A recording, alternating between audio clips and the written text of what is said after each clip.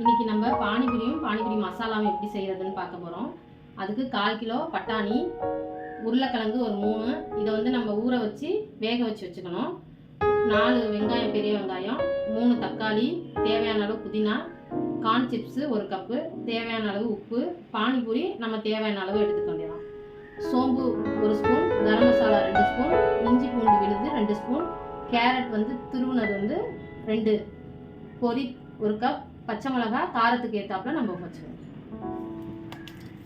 இப்போ நம்ம பானிபூரிக்கு மசாலாவுக்கும் நம்ம வதக்கணும். இதுக்கு எண்ணெய் வந்து ஒரு 3 ஸ்பூன் எண்ணெய் ஊற்றிக்கிறோம்.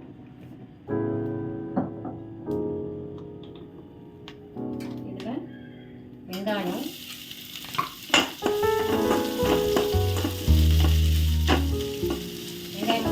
கொஞ்சம் வதங்கணும். வதங்கினதுக்கப்புறம் பச்சை மிளகாய், இதில் நம்ம கொஞ்சமாக இந்த வெங்காயம் வதங்குறதுக்கு கொஞ்சம் உப்பு போட்டுக்கிறோம்.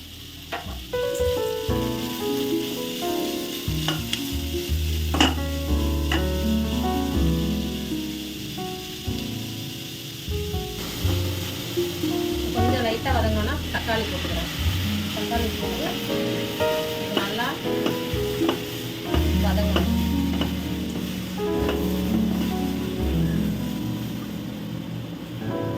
இதிலே நம்ம மல்லித்தலையை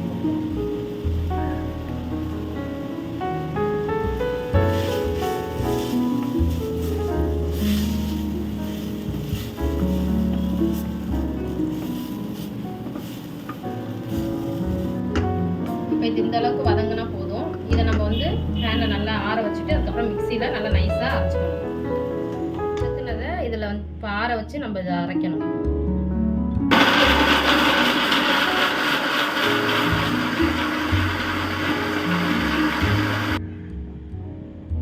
இப்போ இது மாதிரி நம்ம ஃபைனாக நல்லா அரைச்சிக்கணும்.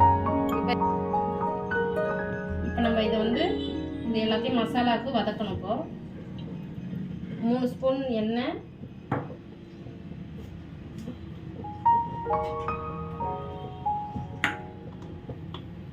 எண்ணெய் நல்லா காஞ்சோன்னே இதில் வந்து சோம்பு போடணும்.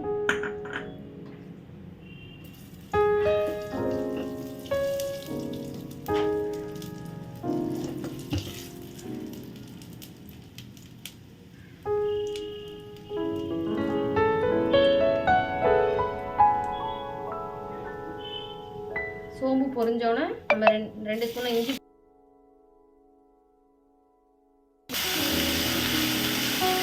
அதோட பச்சை வாசம் போகிற வரைக்கும் நம்ம வந்து நல்லா இதை வதக்கிக்கணும்.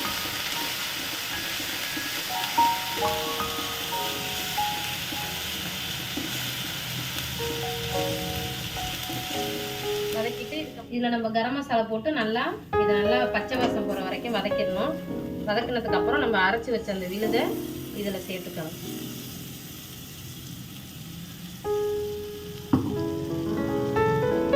சேர்த்துட்டு நம்ம வந்து பட்டாணி வேக வச்ச தண்ணியை இதோட நம்ம வந்து கலந்துக்க வேண்டியதான்.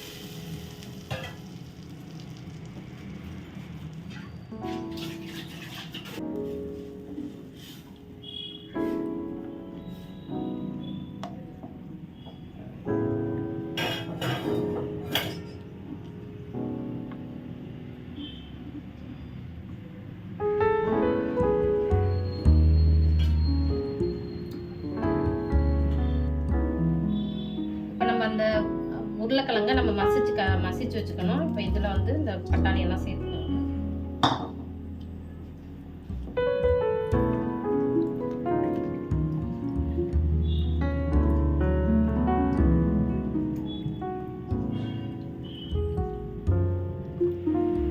நல்லா கொதிச்சிருச்சு. இப்போ நீங்கள் உங்களுக்கு தேவையான உப்பு பார்த்துட்டு நீங்கள் உப்பு போட்டுக்கலாம். போட்டுட்டு ஒரு கொதி வந்தாலும் நீங்கள் ஆஃப் பண்ணிட வேண்டியது. இப்போ நம்ம பானிபூரி பொரிக்க போகிறோம். இது வந்து கடையில் வந்து இந்த மாதிரி பாக்கெட்டில் இருக்கும், அதை வாங்கிக்கோங்க. வீட்டில் நம்மளால் அதை செய்ய முடியாது, அதனால இந்த கடையில் வாங்கிக்கோங்க. இப்போ எண்ணெய் காஞ்ச உடனே இதில் வந்து நம்ம பானிபூரி போட்டுக்க போகிறோம்.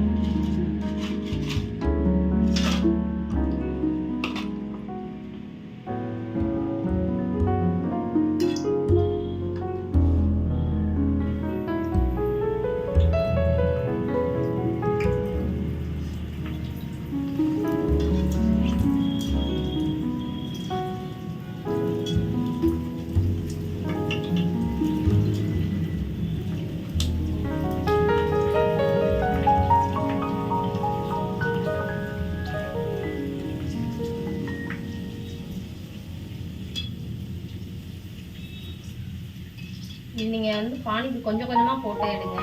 நான் நிறையா போட்டுட்டேன், நீங்கள் கொஞ்சம் கொஞ்சமாக போட்டு எடுத்தீங்கன்னா தான் கரெக்டாக வரும்.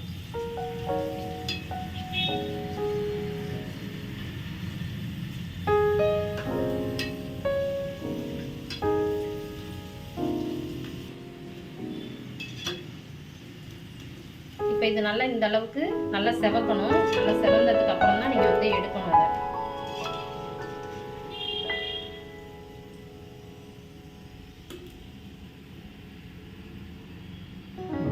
நம்ம இதிலே இப்போ கார்ன் சிப்ஸ் கொஞ்சம் வறுத்துக்கணும்.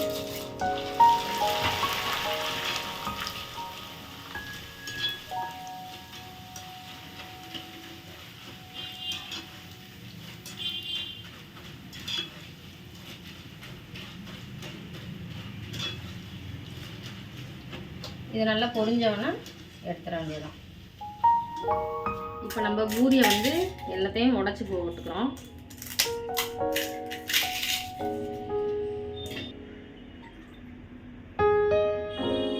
இப்போ நம்ம பூரி உடச்சி போட்டோன்னா இதில் கொஞ்சம் மசாலா போட்டுக்கணும். இதுக்கு கார்ன் சிப்ஸ் கொஞ்சம், கேரட் கொஞ்சம் துவைக்கணும், பொரி, வெங்காயம். இப்போ இதில் மசாலாவை கொஞ்சம் நிறையாவே போட்டுக்கணும்.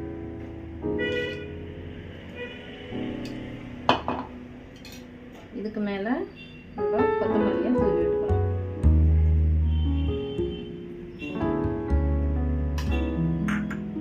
பானிபூரி மசாலா ரெடி ஆயிடுச்சு. எல்லாரும் பார்க்குறீங்க, சப்ஸ்கிரைப் பண்ணுங்கள், லைக் பண்ணுங்கள். அடுத்த டிஷ் அடுத்த வீடியோவில் பார்ப்போம்.